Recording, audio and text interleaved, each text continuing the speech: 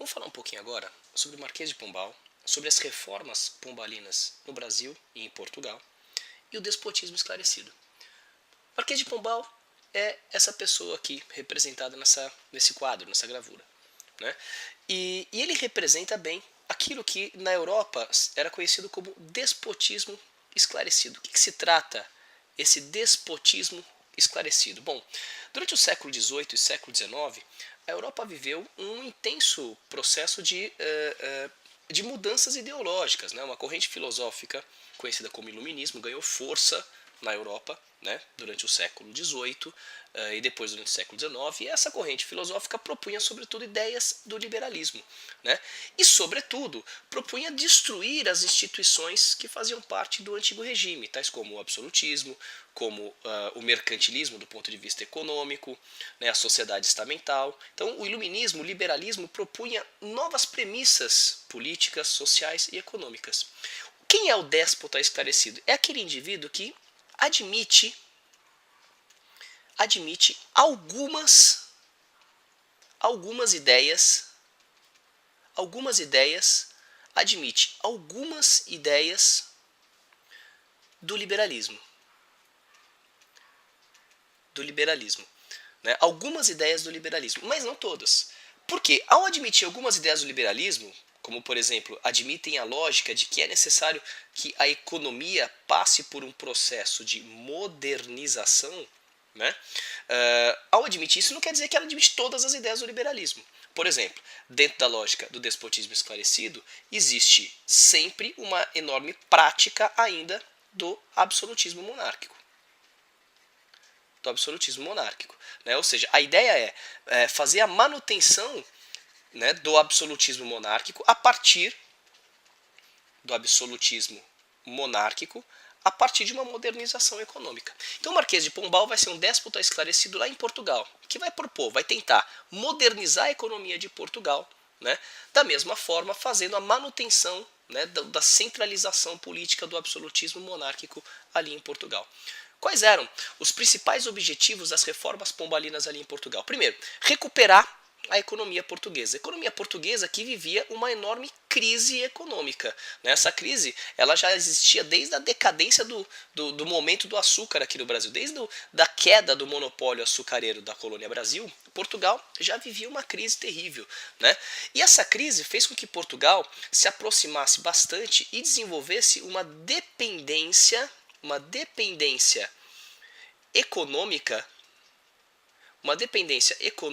com relação à Inglaterra. Portugal tinha uma dívida, né, externa muito grande com a Inglaterra e tinha que pagar essa dívida. Né? Então, modernizar a economia era fundamental para tentar tirar Portugal dessa crise aqui. Né? Outro objetivo, fortalecer a burguesia mercantil. E dentro da ideia do fortalecimento da burguesia mercantil, o Marquês de Pombal visava, por exemplo, fundar, né, criar uma porção de companhias de comércio, onde essas companhias de comércio iriam aumentar o fluxo comercial de Portugal com as colônias e de Portugal com outros mercados. A ideia era ampliar as relações comerciais de Portugal e também promover uma modernização em diversos outros setores da economia, como por exemplo incentivando a produção manufatureira. Então a ideia era modernizar a economia portuguesa. Né? Mas, sobretudo, algo que merece um destaque muito grande dentro dos objetivos das reformas pombalinas é o enfraquecimento das influências do clero e da nobreza. A ideia é enfraquecer as influências do clero e da nobreza.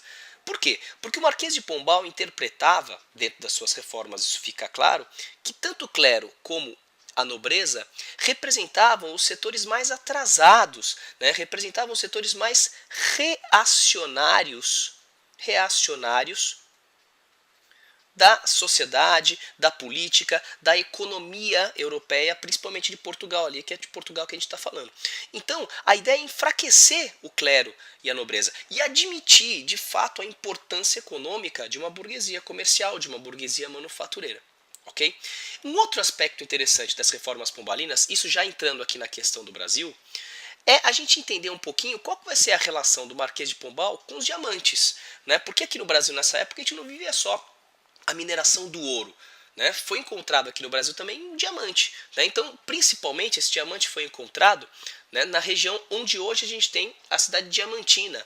Né? E ali foi fundado o chamado Distrito Diamantino. O Distrito Diamantino foi diferente, lá no Distrito Diamantino, diferente do que estava acontecendo nas regiões do ouro, nas regiões mineradoras de ouro, o Distrito Diamantino não vai ser livre, a exploração do diamante não vai ser livre. Né? Até mesmo porque uma das grandes características da exploração do ouro vai ser a cobrança do imposto a partir, por exemplo, do quinto. Porque o ouro é um metal que dá pra gente separar, dá pra derreter, dá pra gente cortar o ouro, né? E dá pra gente pegar, por exemplo, 20%, que era o quinto do ouro. No diamante não dá pra fazer isso.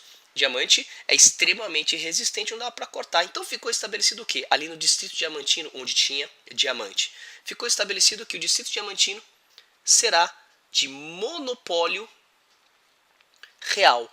Ou seja, a extração do diamante, né, vai ser de monopólio real. Não que o rei vai vir para cá para extrair o diamante, mas só pode extrair o diamante quem o rei autorizar, a partir de um documento que a gente já conhece, chamado estanco régio. O que é o estanco régio? É uma autorização do rei, né, onde pessoas da confiança dele podem trabalhar, fazer determinados trabalhos e negocia uma porcentagem dos lucros com o rei. Exatamente o mesmo documento que estabeleceu a exploração do pau-brasil no período pré-colonial da nossa história. Então, dentro das reformas do Marquês de Pombal, o que a gente viu então? A gente viu os objetivos dessa reforma: a recuperação da economia, fortalecer a burguesia, enfraquecer o clero e a nobreza, né?